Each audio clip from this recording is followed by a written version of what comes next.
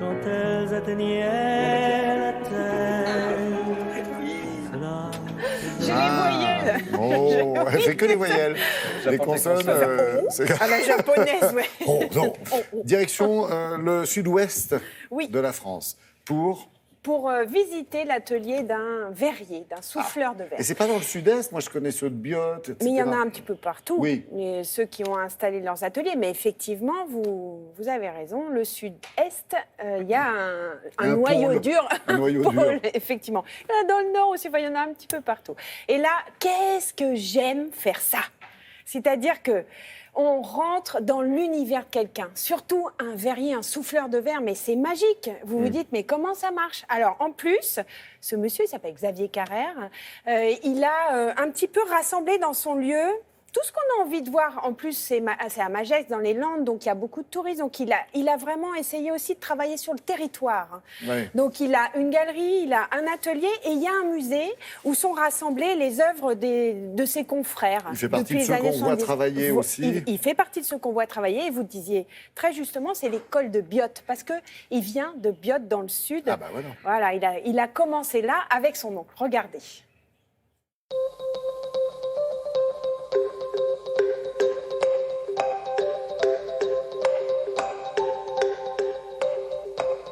J'ai commencé à travailler à l'âge de 13 ans avec mon oncle Robert Pirini qui est installé à Biot dans les Alpes-Maritimes. Et je suis allé tous les ans l'assister l'été et je me suis initié à la technique du verre soufflé à ses côtés. Je me suis jamais enfermé en fait dans un style. Je me suis donné cette liberté de toujours m'émerveiller, me surprendre et explorer cette matière qui me fascine encore aujourd'hui.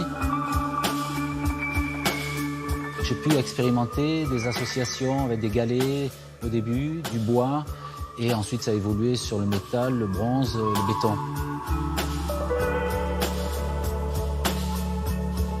Par rapport à ce que je vis, j'ai traité plusieurs sujets. Parfois c'était un peu périlleux parce que j'étais sur des fabrications qui marchaient bien, mais je laissais tomber juste pour retrouver cet émerveillement de la première pièce, des premières créations. Ici, il y a la galerie d'exposition où je présente l'ensemble de mon travail.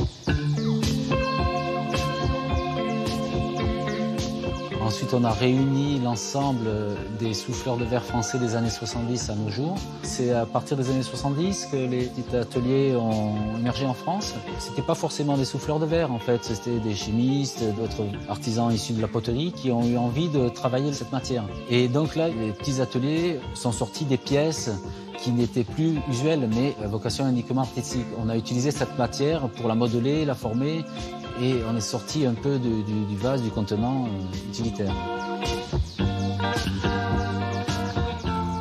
Pour dompter cette matière au bout de la canne, il y a obligatoirement plusieurs années d'apprentissage pour pouvoir l'axer, le travailler droit. Et après, pour pouvoir le déformer, aussi un autre apprentissage. Il faut se donner cette liberté et puis aller dans des territoires inconnus. Et moi, c'est ce qui me plaît et c'est ce qui me fascine encore aujourd'hui.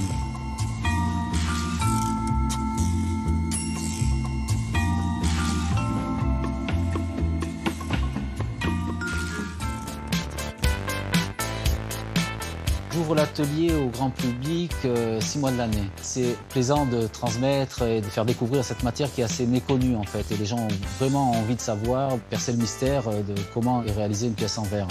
Donc c'est un côté très plaisant aussi.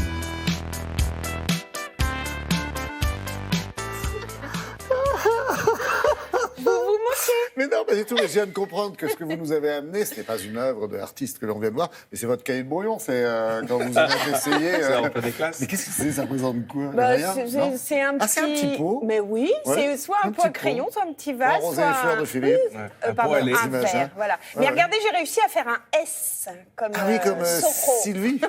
Comme Sylvie.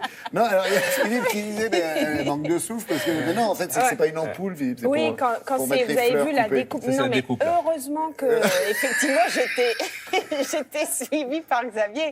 Mais C'est ça, c'est ce qu'il sait faire. En fait, Xavier Vous me Carrère... ferez un mug, Ouais. Ah oui, je vous ferai un mug la prochaine fois. Xavier Carrère, quand vous le voyez travailler, il est habité. Vous voyez, ça vraiment, il commence, il part. Et... c'est de m'avoir vu souffler, en fait. C'est ça le problème.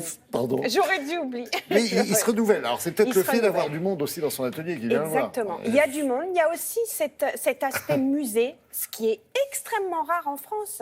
Il n'y a pas un endroit où on répertorie comme ça les artistes français qui ont travaillé depuis les années 70, qui sont sortis des grandes manufactures, qui ont créé leurs petits ateliers. Donc voilà, c'est un endroit qui est atypique. Alors attention, c'est un endroit qui est ouvert que 6 mois de l'année. Il ferme à la fin du mois de septembre. Donc si vous êtes dans la région, je vous invite à y aller. Ça vaut le coup. Faites attention. Oui, c'est fragile. Alors voilà, je le ramène, je pars de vers chez moi, puisque tout le monde s'en fout et que tout le monde se moque de moi. Dans le- Ça sera exposé dans le musée. Mais C'est c'est le musée pas Télématin, grave, c'est voilà, tous les essais. hein, Alors, on a les horreurs les essais sportifs de Greg de moi. Tournon et puis on a les œuvres artistiques de Sylvia Digard. Je- Il fait DS depuis des années. La prochaine fois, je fais de la céramique ou je sais pas, enfin, un truc Oui, comme ça. ça y est, ouais, la poterie, mais alors plus loin. Merci beaucoup, j'ai passé un super moment. Vous m'avez pas fait que me faire rire, j'ai appris énormément de choses. Allez.